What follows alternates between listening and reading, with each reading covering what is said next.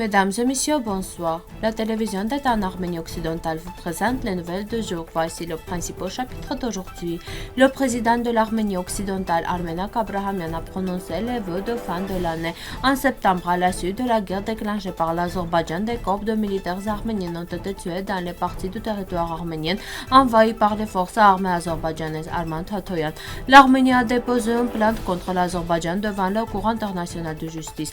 Le livre Les châteaux de la région de Khachtar de la République d'Artsakh a été publié. Apprenons à connaître les villes d'Arménie occidentale, la capitale de l'Arménie occidentale, Karin. Le jour de l'année célébré le 21 mars. Soutenons la télévision d'Arménie occidentale. Sur les ondes de Western Armenia TV, le président de la République d'Arménie occidentale, M. Armenak Abrahamian, a prononcé un discours de clôture de fin d'année, mentionnant les événements importants qui ont eu lieu en 2022. L'année a été fructueuse pour l'Arménie occidentale, car un certain nombre de réunions officielles et non officielles importantes ont eu lieu, à la suite desquelles des accords importants ont été conclus. L'année a également été importante dans le fait que le président et les députés ont réalisé une mission en Arménie occidentale, mené des recherches, rencontré des Arméniens de souche et discuté de nombreuses questions importantes liées à l'Arménie occidentale. Au cours de l'année 2022, depuis divers tribunaux internationaux, le président de l'Arménie occidentale, M. Armenak Abrahamian, et la ministre des Affaires étrangères, Lydia Markosyan, ont fait des déclarations qui concernent à la fois l'Arménie occidentale et l'Artsakh. La protection des droits sur la plateforme internationale est devenue un point de repère et une question d'honneur pour l'Arménie occidentale. Et compte tenu de cela, plusieurs plaintes ont été ouvertes contre l'Azerbaïdjan devant la Cour européenne sur la base des demandes des Arméniens d'Artsakh.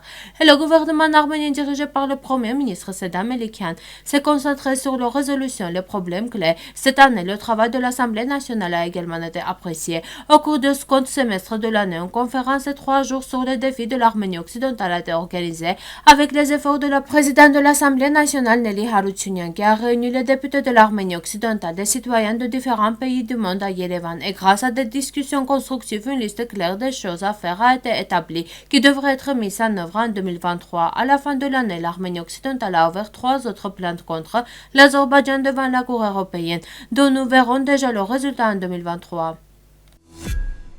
Le directeur de la Fondation du Centre pour le droit et la justice, Tatoyan, Arman Tatoyan, rapporte sur sa page Facebook. Aujourd'hui, nous nous sommes déplacés dans la région de Gerarkounik, Aragazoton et Armavir dans le cadre de la campagne 2022 lancée par l'Azerbaïdjan le 13 à 14 septembre 2020 à la rencontre des familles des militaires tués et portés disparus pendant la guerre de 44 jours. Dans la famille d'une femme militaire, nous avons discuté des problèmes des gens qui se sont encore aggravés à cause de la guerre. Le fait qu'en 2022 mérite une attention particulière. À la suite de la guerre déclenchée par l'Azerbaïdjan le 13 et 14 septembre, il y a des corps de militaires arméniens morts qui se trouvent dans les parties du territoire de la République d'Arménie que les forces armées azerbaïdjanaises ont envahies sans sous leur contrôle. Le corps de soldats ne peut pas être sorti en raison des obstacles de la partie azerbaïdjanaise.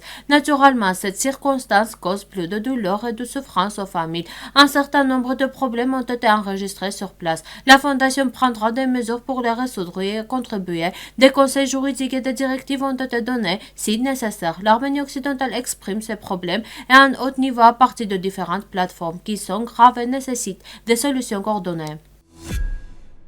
La République d'Arménie a soumis une plainte contre l'Azerbaïdjan à la Cour internationale de justice des Nations unies dans le cadre des procédures du Comité pour l'élimination de la discrimination raciale. Ceci est rapporté par Armen Press, se référant au communiqué de presse publié par la Cour internationale de justice. L'Arménie a demandé au tribunal de la Haye d'appliquer les mesures provisoires suivantes. Obliger l'Azerbaïdjan à cesser d'organiser et de soutenir les prétendues manifestations à la suite desquelles la libre circulation de toutes les personnes, véhicules et marchandises de la route de Berdzor a été bloquée dans les deux sens et d'obliger l'Azerbaïdjan à assurer la libre circulation de toutes les personnes, véhicules et marchandises sur la route de Berdzor dans les deux sens. L'Arménie occidentale ajoute que non seulement la fermeture délibérée de cette route doit être condamnée, mais aussi l'occupation de Berdzor par l'Azerbaïdjan qui est un territoire arménien où vivent des Arméniens de souche depuis des siècles. Il s'agit d'un programme de dépeuplement bien pensé mis en œuvre par le tandem turco-azerbaïdjanais.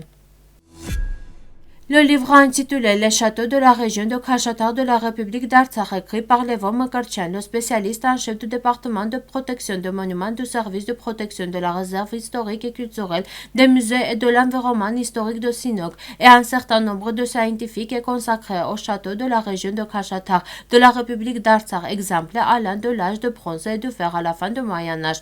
Le travail comprend un résumé de 36 forteresses où la carte de localisation, le plan, les fouilles et le plan d'étage de chaque forteresse ont été présentés à l'aide de technologies modernes.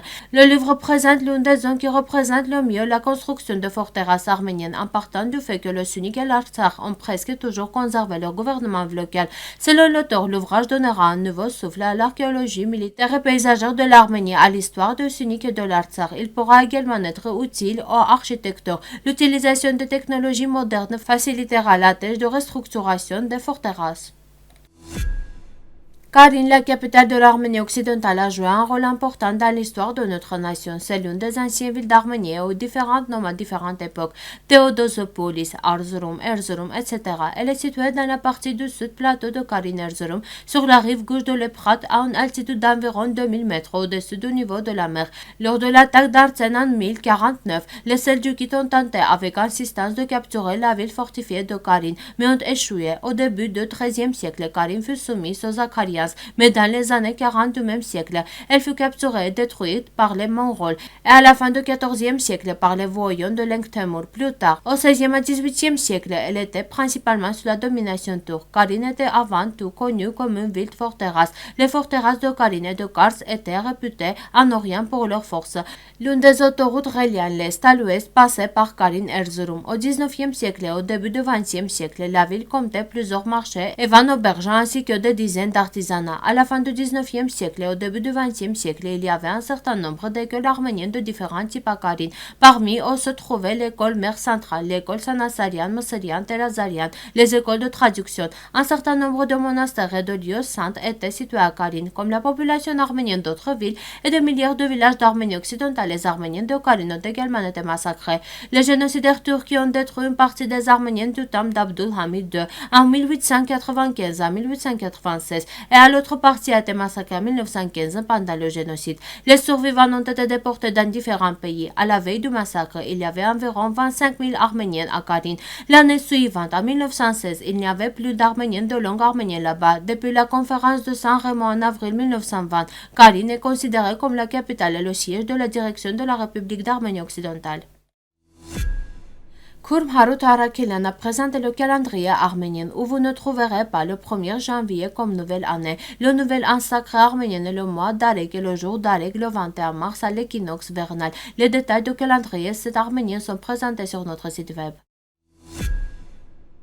La télévision d'Arménie occidentale, fidèle à ses principes et à ses téléspectateurs, poursuit son travail interrompu avec de nouvelles approches. Comme vous le savez déjà, notre télévision ne fait pas d'autopromotion. Elle diffuse principalement des contextes politiques et autres liés à l'histoire, au présent et à l'avenir de l'Arménie occidentale, ainsi que des informations soulevant diverses questions.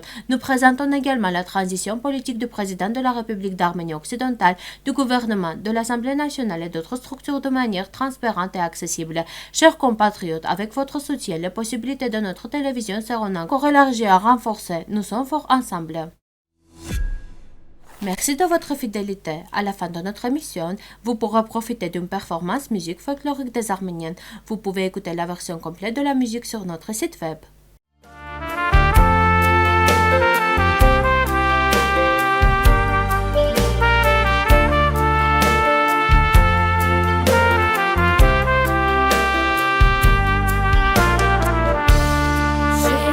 Çախե գաթակու